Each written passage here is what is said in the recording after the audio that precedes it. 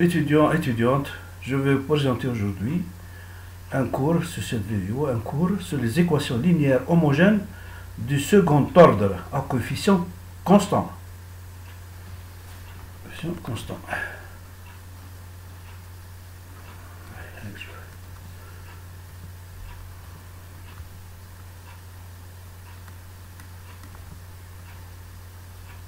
Voilà. Soit l'équation linéaire homogène de second ordre. Pourquoi second ordre? Il est question de la dérivée seconde. Y seconde plus p y prime plus q y égale 0. Où p et q sont des constantes réelles. Pour trouver l'intégrale générale de cette équation, il suffit de trouver deux solutions particulières linéairement indépendantes. Il faudrait que le rapport linéairement indépendant. Alors, cherchons la solution particulière sur la forme y égale exponentielle de kx, où k est une constante. La dérivée donc, par contre, y' égale k e kx, et la dérivée seconde égale k au carré et exponentielle kx. Substituons ces expressions des dérivées dans l'équation 1. L'équation 1, elle est en haut. Donc nous avons e kx égale k2 plus pk plus q égale 0. Évidemment que e kx ne s'annule jamais, elle est différente de 0. Il reste uniquement le deuxième facteur, k2 plus pk plus q égale 0. Comment donc retrouver donc les solutions de cette équation? C'est une équation de second degré. Il faut calculer le déterminant. Delta. Donc il a deux racines. Voilà. Si k est racine de l'équation 3, la fonction de x sera solution de l'équation 1. Donc l'équation 3 est appelée équation caractéristique de l'équation. L'équation caractéristique est une équation de second degré dont la racine 100, qa égale moins p plus la racine carrée de p2 moins 4q sur 2, et q2 égale moins p moins la racine carrée de p2 moins 4q sur 2. Les trois équations peuvent se présenter. Hein? Si k et k2 sont des nombres réels distincts. Deuxièmement, si k et k2 sont des nombres complexes, et k et k2 sont des nombres réels égaux. Nous allons présenter les trois cas. Le premier cas, k est différent de k2. À ce moment-là, les solutions particulières sont yk et y2, et ces solutions sont linéairement indépendantes. C'est très important. Indépendantes. Ça veut dire que le rapport y2 sur y2 n'est pas une constante, c'est une variable. Elles sont linéairement indépendantes. L'intégrale générale s'écrit donc, c'est la somme de deux solutions particulières. Y égale C1 exponentielle Q1x plus C2 exponentielle Q2x. On prend l'exemple. Y seconde plus y prime moins 2y égale 0. On cherche la caractéristique. C'est quoi la caractéristique? C'est Q2 plus Q moins 2, K au carré plus K moins 2 égale 0. Les racines de cette équation en cherchant le discriminant delta, nous allons avoir K1 égale 1 et K2 égale moins 2. On va l'appliquer directement suivant la solution générale. L'intégrale générale, c'est un exponentiel de x plus C2 exponentiel de moins 2x. Parce qu'ici, moins 2 et ici, c'est 1. K1 et K2 sont complexes. À ce moment-là, qu'est-ce qu'on va voir? Nous avons toujours l'équation caractéristique.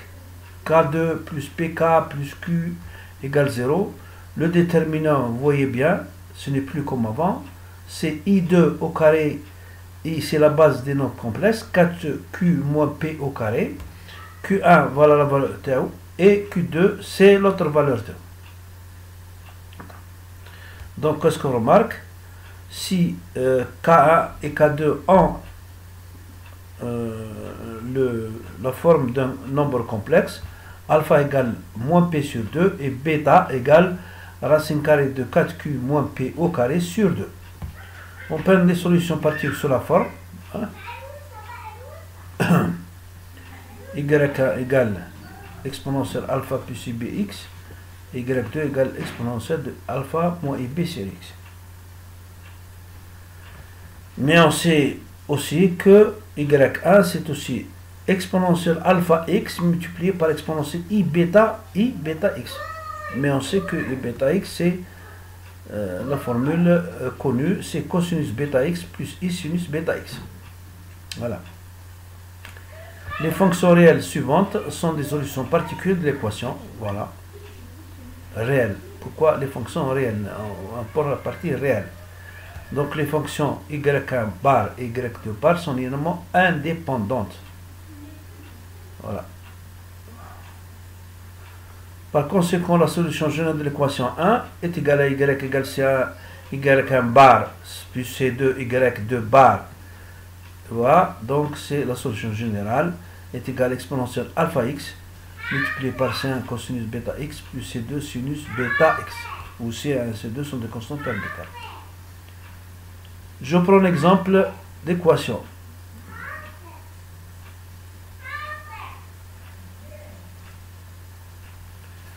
Je prends l'équation y seconde plus 2y' plus 5y égale 0.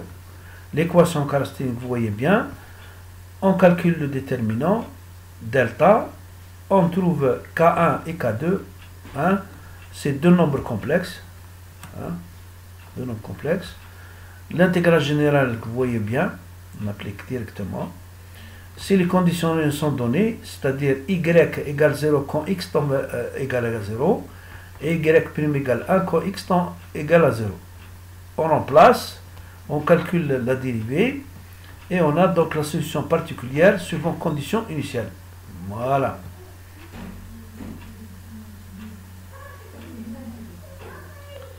Un autre exemple, soit l'équation y seconde plus 9y égale 0. Trouver l'intégrale générale et la solution particulière satisfaisant aux conditions initiales. Y égale 0 quand x égale 0 et y' égale 3 quand x égale 0. L'équation caractéristique, vous voyez bien que c'est des nombres complexes.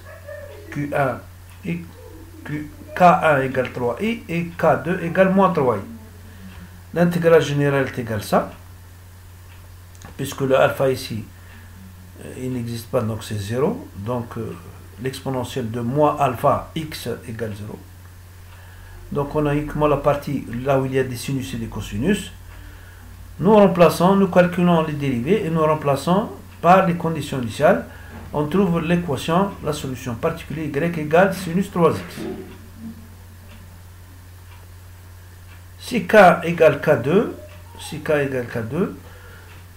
c'est-à-dire si il y a une solution double, dans l'équation caractéristique, soit l'équation y seconde moins 4y' plus 4y égale 0, l'équation caractéristique c'est k2 moins 4k plus 4 égale 0, le déterminant delta égale 0, donc k1 égale k2 égale 2, l'intégrale générale ce sera la somme des intégrales particulières, des solutions particulières y1 plus y2. Les solutions y égale 2 sont deux solutions particulières, mais linéairement indépendantes. Pourquoi linéairement? Il faudrait que le rapport y2 sur y1 soit égal à x différent de la constante. Voilà. Donc l'intégrale générale, c'est y égale c1 exponentielle 2x plus c2x exponentielle 2x. Je vous remercie de votre attention.